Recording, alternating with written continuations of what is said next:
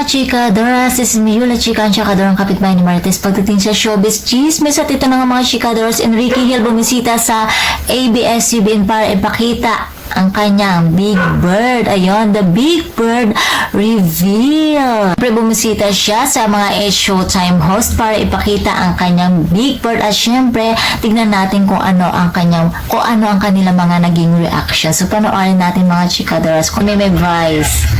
So, ayan. Oh. Oh. Ang cute ang tawa ni Mimi Vice talaga. Ang cute ng smell niya.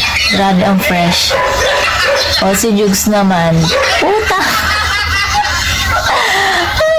Nagpamura. Grabe ba yung pinakita ni Ken? Para mapamura? Okay. Grabe, ang gwapo talaga ni Enrique Hill. Oh. Napatakip siya ng bibig. Si Mariel.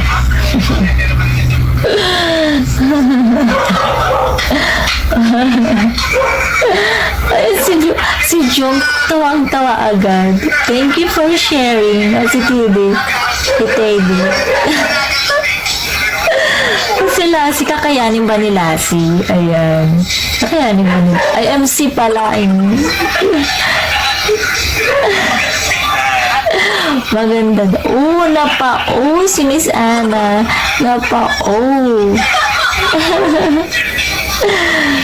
Sino si Kian? Si Priano? Ay, napashit siya.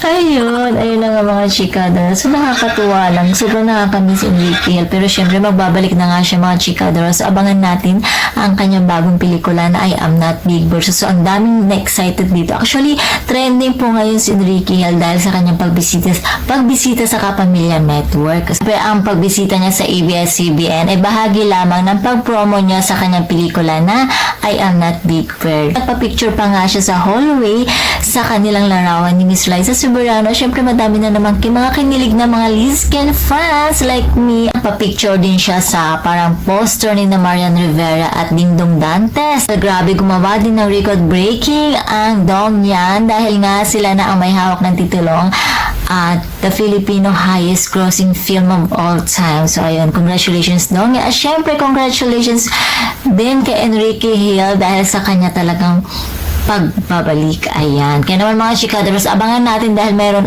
atang big announcement si Enrique Hill bukas. Kaya naman mga chikadoras, abangan natin yan. And please don't forget to like, share, and subscribe my channel. Thank you for watching.